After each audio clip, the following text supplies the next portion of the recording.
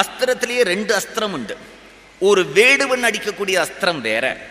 அது என்ன இருக்கும்னா, ஒரு பறவை இருக்கும், இவன் அடிப்பான். அடிக்கும் பொழுது அந்த பறவை பறந்து போயிடுத்துன்னா இந்த அஸ்திரம் கீழே விழுந்துடும், வேஸ்ட் ஆயிடுறது. மந்திரங்களை ஜபம் பண்ணி ஒரு அஸ்திரம் விடுவா. ராமாயணத்திலேயே தாடக மேல ராமர் விடுற அஸ்திரம்.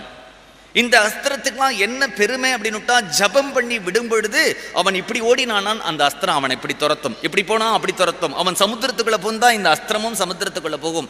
அவன் போற வழியிலெல்லாம் அந்த மந்திர அஸ்திரம் துரத்திண்டு போய் அவனை அடிக்கிற மாதிரி இந்த நாமாங்கிறது குரு கிட்டேந்து ஒரு மந்திர அஸ்திரம் அது உங்ககிட்ட வந்துடுத்துனா உன்னை என்ன பண்ணும்னா, தப்பான வழியில போனா உன்னை துரத்தும், சரியான வழிக்கு கொண்டு வரும், சரியான வழியில கொண்டு போய் உன்னை சேர்க்கும், உன்னை புண்ணியம் பண்ண வைக்கும், பாப்பத்திலிருந்து உன்னை தடுக்கும், மகான்களுடைய சரணத்துல போய் தள்ளும், நிறைய க்ஷேத்ராடனங்களை பண்ணி வைக்கும், தீர்த்த சேவையை பண்ணி வைக்கும், உன்னை பண்ணி வச்சு பகவானுடைய சரணத்துல கொண்டு சேர்த்துட்டு தான் இந்த நாம அஸ்திரம் ஓயும்.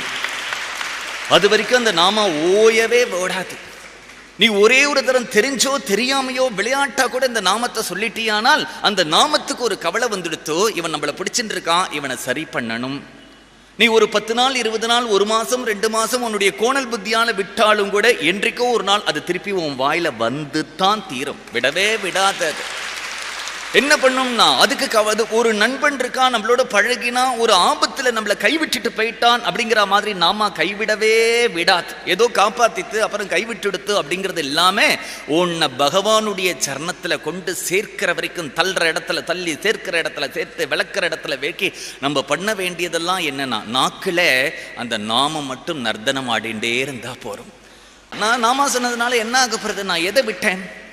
புரந்தரதாசர்னு ஒரு மகாத்மா இருக்கார். இந்த நாம கீர்த்தனத்தையே அழகா ஒரு சித்தாந்தமா சொல்றார். என்னன்னா, எல்லா வேலையும் பண்ணிட்டு நாமா சொல்லலாம்னு சொல்றோம் இல்லையா?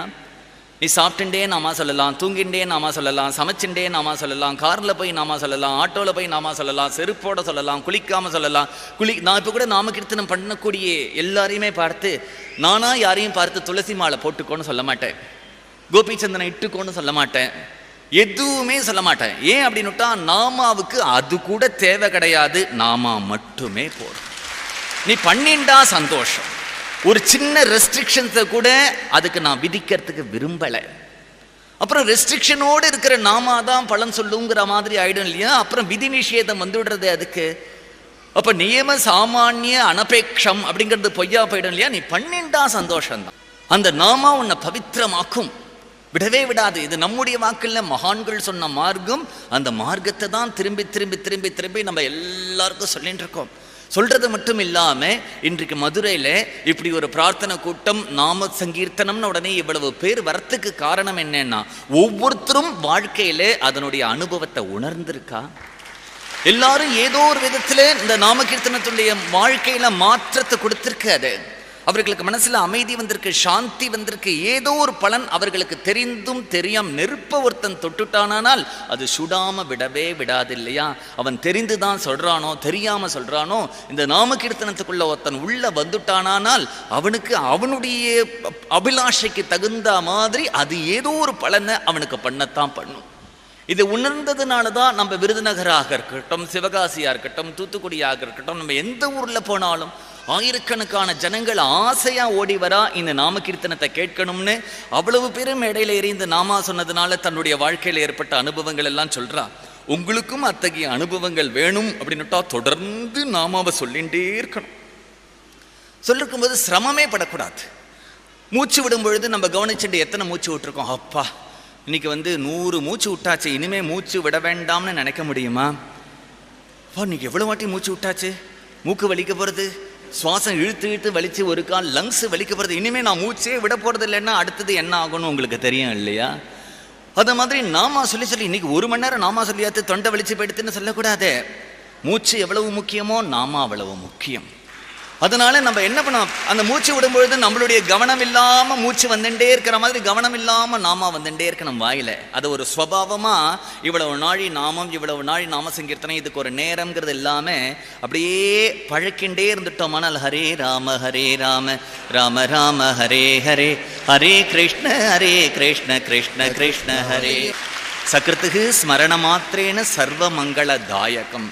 நாமா என்ன பண்ணும், நீ ஒரே ஒரு தடவை நாமா சொன்ன இல்லையா, அந்த நாமா கூட வீணாகிறது இல்லை.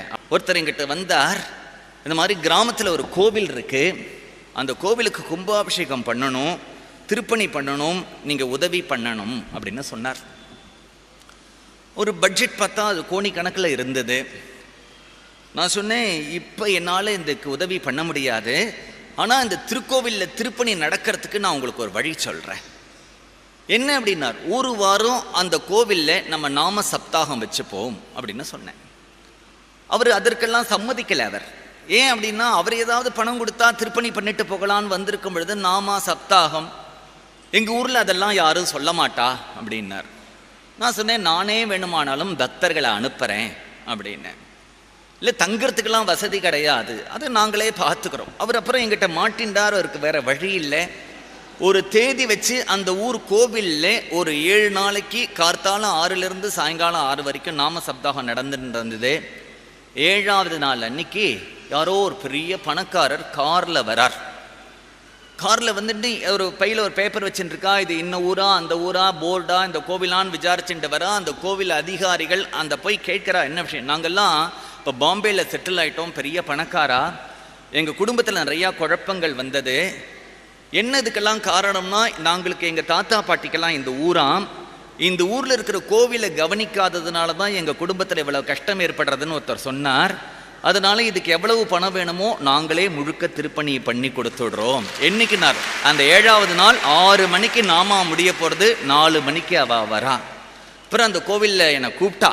நான் ஒரு சமயம் போகும்பொழுது அந்த பகவானை பார்க்கும்பொழுது சொன்னேன், இது வரைக்கும் நாம சங்கீர்த்தனம் மனுஷாளுக்கு தான் நன்மை பண்ணுறதுன்னு நினச்சிட்டு இருந்தேன், இப்போ தான் அது தெய்வத்துக்கே கூட நன்மை பண்ணுறது அப்படின்னுட்டா நாம கீர்த்தனத்தினுடைய மகிமை.